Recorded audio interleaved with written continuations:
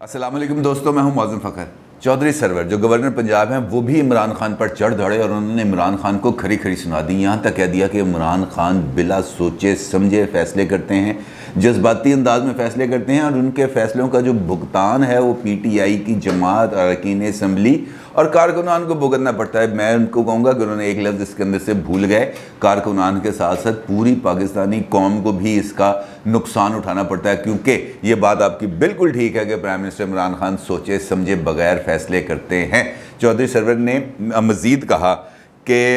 वज़ीर आज़म जो है वो नज़रअंदाज कर देते हैं मुज़मरात के, क्या हमें जो फ़ैसले करने जा रहे हैं इसका हमें क्या फ़ायदा होगा, क्या नुकसान होगा, मुल्क को क्या फ़ायदा होगा, क्या नुकसान होगा, सियासी एस्पेक्ट क्या है, सोशल एस्पेक्ट्स क्या है, इंटरनेशनल एस्पेक्ट क्या है, वो कोई चीज़ नहीं सोचते, जो उनके दिमाग में आती है उसके मुताबिक फ़ैसला कर देते हैं। इसके साथ साथ उन्होंने इमरान खान को एक मशवरा भी ठोक दिया। उन्होंने कहा कि जनाब कायद आज़म की तरह आप भी ठंडे दिलो दिमाग से कोई भी फ़ैसला करने से पहले कम से कम 10 मरतबा सोचें और उसके बाद कोई फ़ैसला करें, ताकि वो जो फ़ैसला है उसके ऊपर आप कायम रह सकें और वो फ़ैसला इतना मुस्तनद हो, क्योंकि उसके हर पहलू पर गौर किया होगा जिससे लोगों को भी एतराज़ करने का या तनकीद करने का मौका नहीं मिलेगा। और यही अलमिया अगर हम इस वक्त देखें प्राइम मिनिस्टर इमरान खान का, कि एक तो उनके पास सही मशवरा देने वाले नहीं हैं और दूसरी अहम बात जो पहली वाली बात से भी ज़्यादा इंपॉर्टेंट है कि वो किसी का मशवरा सुनते ही नहीं है। वो एक कान, वो जो मिसाल सुनी होगी ना आपने, वो लतीफ़ा भी है कि 2 कान है, वो क्यों है, इस कान से सुनो इस कान से निकाल दो। तो इमरान खान साहब बिल्कुल इसी मकूले पर अमल करते हैं, सोच समझते बगैर फ़ैसले करते हैं, जज्बाती अंदाज में फ़ैसले करते हैं और इस फ़ैसले का नुकसान होता है मुल्क को भी और कौम को भी। चौधरी सरवर यहाँ पर बस नहीं हुई, चौधरी सरवर ने आगे जाके एक और बात की और उन्होंने हफीज़ शेख साहब जो साबिक वज़ीर ख़ज़ाना हैं उनको इस तरह निकाले जाने पर भी तनकीद की। उनका ये कहना था कि भाई अगर हम किसी को इज़्ज़त नहीं दे सकते तो कम से कम उसकी बेइज़्ज़ती तो ना करें। उन्होंने कहा कि हफीज़ शेख को इस तरह निकाला गया है कि जो किसी भी लिहाज से इसे हम कह सकते हैं दुरुस्त नहीं है, क्योंकि उनको अचानक निकालने से और फिर उनके ऊपर इल्ज़ामात आयद करके निकालने से उनकी इज़्ज़त नफ्स मजरू हुई है। हमें कम से कम उनकी इज़्ज़त का ख्याल रखना चाहिए था, कोई एक पार्टी करके उनको निकाल देते। और गवर्नर सफदर ने ये बात किसी बंद कमरे के अंदर बैठ के अपने किसी यार दोस्त के साथ नहीं की। गवर्नर सरवर ने ये बात एक प्रेस कॉन्फ्रेंस के अंदर की है, तमाम सहाफ़ियों के सामने की है, लेकिन ये बात मीडिया पर इस तरीके से नशर नहीं की गई, क्योंकि बाद में उनको ख्याल आया कि यार कहीं मेरे साथ भी परवेज़ खटक वाला ही हाल ना हो जाए। और उसके बाद फिर ये वाली बातें, ये वाले जो क्लिप्स हैं इसको ख़बरों से निकलवाया गया। लेकिन डेफिनेटली जो बात कही जाती है वो रिकॉर्ड हो जाती है और जो रिकॉर्ड हो जाती है वो हर जगह पर अवेलेबल होती है। तो ये वाली खबर भी आपको मुख्तलिफ जगहों पर मिल जाएगी, मेरी बात की आपको तस्दीक भी हो जाएगी। और परवेज़ खटक का भी मिसाल आपके सामने, उन्होंने भी एक मरतबा नुशारा की इंतखाबी मुहिम के दौरान कह दिया था कि इमरान खान मेरे बगैर तो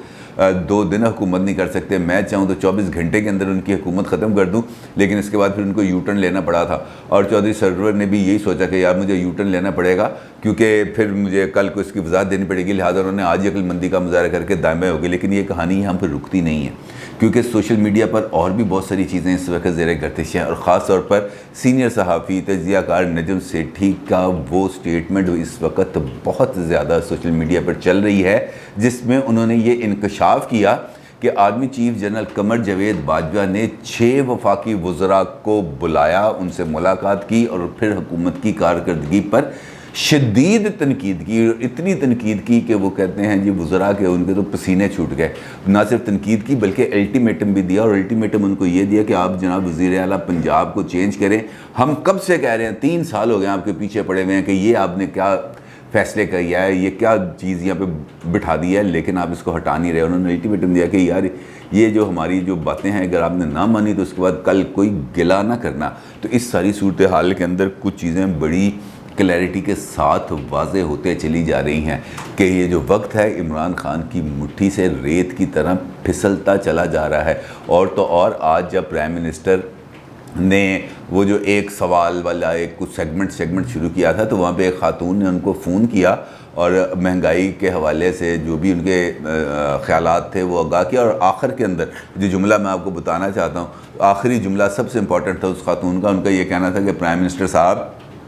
ये जो सूरत हाल हो चुकी है अब हमारे बस से बाहर चली गई है, बच्चों को फ़ीसें दें या घर का ख़र्चा चलाएँ, अब बैलेंस नहीं हो रहा। तो अगर आपकी इजाज़त हो तो घबराना शुरू कर दें جناب اب بالکل گھبرانا شروع کر دیں، کیونکہ پرائم منسٹر نے تو کہنا ہی ہے کہ آپ نے گھبرانا نہیں ہے، لیکن یہ وقت اب گھبرانے سے آگے کا آ گیا، کیونکہ جو چیزیں جس طریقے سے چل رہی ہیں وہ اگر ایسے ہی چلتی رہیں تو گھبراہٹ تو بہت دور کی بات ہے، کچھ اور بھی معاملات آگے گھبرانے سے بھی اگلے کوئی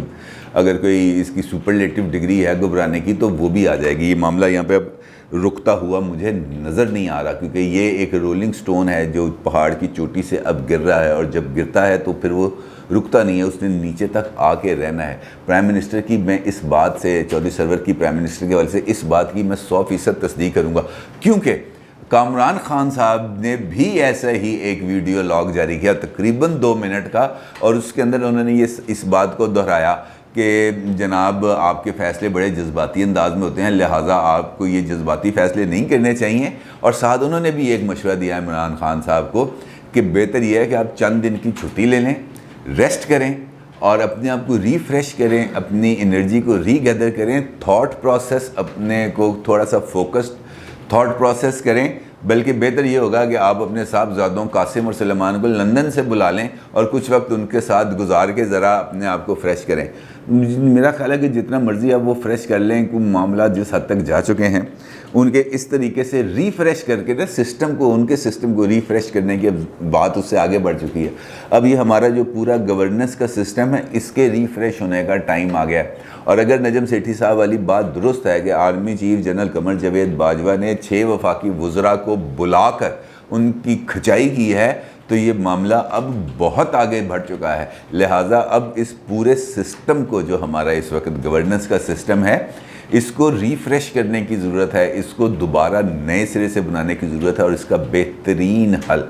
صرف اور صرف نئے الیکشنز ہیں۔ نیا مینڈیٹ لیا جائے، عوام میں آئیں، نیا مینڈیٹ لیں اور اس مینڈیٹ کے تحت حکومت کو چلائیں، اس کے علاوہ اور کوئی حل نہیں ہے، کیونکہ جب تک ہم غیر منطقی فیصلے کرتے رہیں گے، غیر حقیقت پسندانہ فیصلے کرتے رہیں گے، لوگوں کی بساط سے بڑھ کر ان پر بوجھ ڈالتے رہیں گے، تو پھر سوالات اٹھتے ہیں، پھر سوالات کے جواب تلاش کرنے پڑتے ہیں، اور پھر ان جوابات پھر حکومتی زوما کو ان سوالات کے جواب دینا پڑتے ہیں، کیونکہ اگر وہ جواب نہیں دیں گے تو اس کے بعد پھر جو عوامی لاوا ہے وہ پھٹتا ہے، اور جب عوامی لاوا پھٹتا ہے تو پھر وہ کسی چیز کو اپنی طرف نہیں دیکھتا، وہ پھر ہر ایک چیز کو جلا کر آگے کی طرف بڑھ چلتا ہے۔ ہمارے کچھ دوستوں کے کامنٹس ہیں وہ میں آپ سے شیئر کرنا چاہوں گا۔ ظفر عباس صاحب کا کہنا ہے اسٹیبلشمنٹ حقیقی جمہوری قوتوں کو جگہ نہیں دے گی، انہیں صرف لالی پاپ ملے گا۔ میرا خیال ہے حقیقی جمہوری قوتیں بھی جگہ نہیں چاہتی، وہ بھی صرف لالی پاپ چاہتی ہیں، کیونکہ اگر حقیقی جمہوری قوتیں لالی پاپ کی نسبت اپنی پولیٹیکل سپیس کو ہی بچانا چاہیں تو وہ پولیٹیکل انداز میں سوچیں۔ ابھی ہم نے ریسنٹ پاسٹ کے اندر دیکھا ہے کہ ایک اپوزیشن اتحاد بنا، اس اپوزیشن اتحاد نے بہت ساری کامیابیاں بھی حاصل کی، اور کامیابیاں حاصل کرنے کے بعد وہ اپوزیشن اتحاد بالکل تتر بتر ہو گیا، دائیں بائیں نکل گیا، کسی کا کوئی سر پاؤں نہیں ملا۔ تو یہ جو معاملہ ہے اگر اس کے اندر بھی اسٹیبلشمنٹ کا رول تھا، اور اگر وہ رول رہا ہے تو وہ اس کا ٹول کون بنا؟ اس کا ٹول بھی ہماری سیاسی جماعت ہی، ایک سیاسی جماعت ہی بنی، اور جب وہ ٹول بنی تو اس کے بعد یہ جو سپیس ہے، جو وہ سپیس حاصل کرنا چاہ رہے تھے، وہ سپیس انہوں نے اپنے ہاتھوں سے ہی ختم کی۔ لیکن اب کیا کیا جائے، پاکستان کا نظام ایسا ہے کہ جہاں پر آپ کو کسی بھی قسم کی تبدیلی کے لیے انہیں طاقتور حلقوں کا دروازہ کھٹکھٹانا پڑتا ہے، وہیں سے آپ کو سپیس ملتی ہے اور وہیں سے آپ کی سپیس ختم ہوتی ہے۔ اس سارے سسٹم کو دور کرنے کے لیے بہترین حل ہے جمہوریت۔ آپ لوگوں پر اعتماد کریں، آپ کے جو لوگوں کا جو حق حکمرانی ہے اس کو بحال کریں، اور لوگوں کے ساتھ لوگوں کی خواہشات کے مطابق فیصلے کریں، تب تب جمہوری قوتیں اپنی سپیس کو برقرار رکھ سکیں گی۔ پس پردہ مذاکرات کرنے والا نہ اب دور ہے، نہ ہی لوگ اب اس بات کو زیادہ پسند کرتے ہیں۔ شجاعت خان صاحب فرماتے ہیں اگر اقتدار میں آنے کا یہی طریقہ ہے تو پاکستان کبھی بھی ترقی کی منزل حاصل نہیں کر سکتا۔ دیکھیں پاکستان تو آج تک ترقی کی وہ منزل حاصل نہیں کر سکا جس کے بارے میں ہم سب لوگوں کی یہ خواہش ہے کہ پاکستان اس لیول پر پراسپرس کرے۔ لیکن اب کیا کیا جائے؟ بات یہ ہے کہ جن لوگوں نے ہمارے پورے سسٹم کو جیپوٹائز کیا ہوا، اس کو شکنجے میں رکھا ہوا، تو اس شکنجے سے باہر نکالنے کے لیے بھی تو کوئی نہ کوئی آنا چاہیے نا۔ لیکن ہر ایک بندہ جو آتا ہے وہ اس شکنجے کو اور زیادہ مضبوط کر دیتا ہے، کیونکہ وہ اقتدار کے لیے کمپرومائز کرتا ہے، اور جو بندہ کمپرومائز نہیں کرتا اس کو یا تو پھر آج ویسے بھی ذوالفقار علی بھٹو کی پھانسی ہے،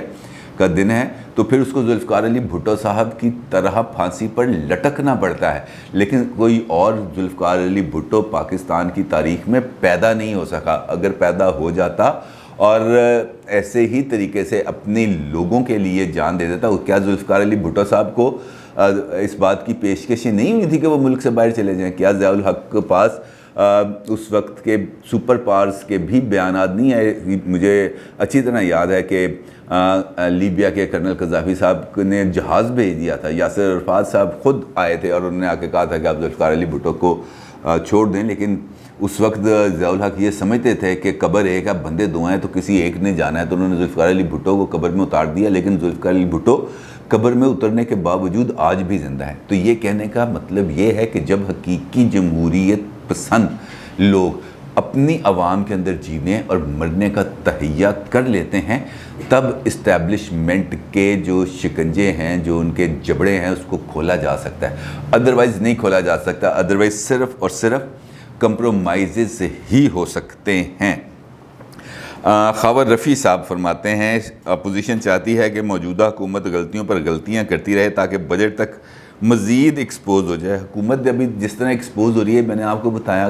چودھری سرور صاحب جو گورنر پنجاب ہیں، ان کو خصوصی طور پر عمران خان صاحب کے ساتھ اٹیچ ہوئے، انہوں نے پی ٹی آئی کی پنجاب کے اندر بھرپور انتخابی مہم چلائی،